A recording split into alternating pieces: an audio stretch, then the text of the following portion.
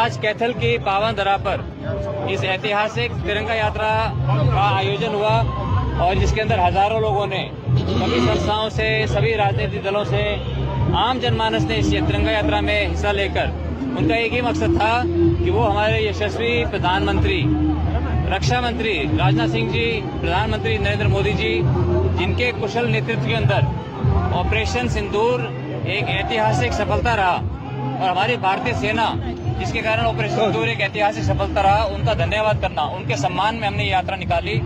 और कैथल की पावन धरा से ये यात्रा केवल एक कोई यात्रा नहीं थी, ये राष्ट्र धर्म पर चलने का एक संकल्प है हमारा कि हमें अपने देश को एक विकसित राष्ट्र बनाना है और हमेशा अपने देश की अखंडता को मजबूत रखना है।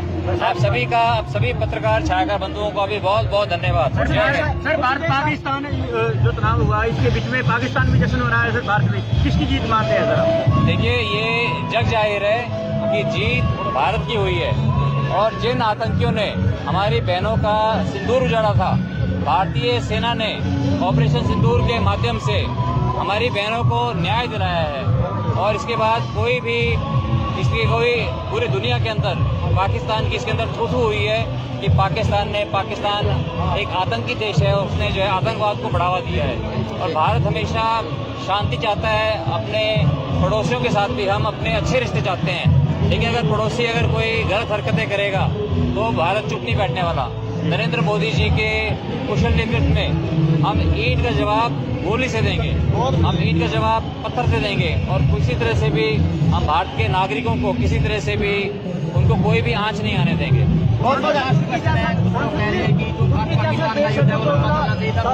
सॉरी, क्या दोबारा बोलिए? कुछ लोगों का कहना है कि जो युद्ध थोड़ा लंबा करना चाहिए था और भारत के पास मौका था पीओके लेने का आपकी बात।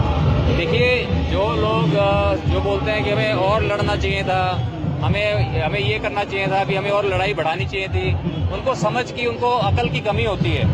लड़ाई बढ़ाने से किसी का नुकसान नहीं होता और जो है लड़ाई बढ़ाने से किसी का फायदा नहीं होता। तो इसलिए लड़ाई जो है जितना जल्दी खत्म हो जाए, हम शांति प्रिय देश हैं, हम शांति चाहते हैं, इसलिए नहीं, हम जो है हम भारत जो है शांति चाहता है और शांति और बातचीत के जरिए हम चाहते हैं। लेकिन अगर कोई गलत हरकत करेगा तो उसका हम करारा जवाब भी दे सकते हैं। लेकिन जो कुछ तमाशगीन होते हैं जो चाहते हैं कि लड़ाई बढ़े, क्योंकि वो सिर्फ जो है सारे दिन काम नहीं करते, वो सारे दिन टीवी के सामने बैठकर सारे दिन सोशल मीडिया पे सिर्फ वो लगे रहते हैं। तो जो तमाशगीन होते हैं वो चाहते हैं कि लड़ाई बढ़े, उनको अकल की बहुत भारी कमी है।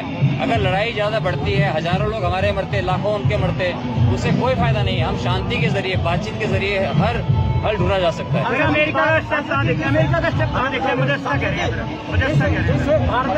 देखिए, भारतीय सेना विश्व की सबसे अच्छी सेना है और भारतीय सेना ने हमेशा देश के लिए बलिदान देने के लिए हमेशा तैयार रहती है। हमें अपने भारतीय सेना पर बहुत गर्व है और भारतीय सेना ने भारत माता का मस्तक गर्व से ऊंचा किया है। धन्यवाद।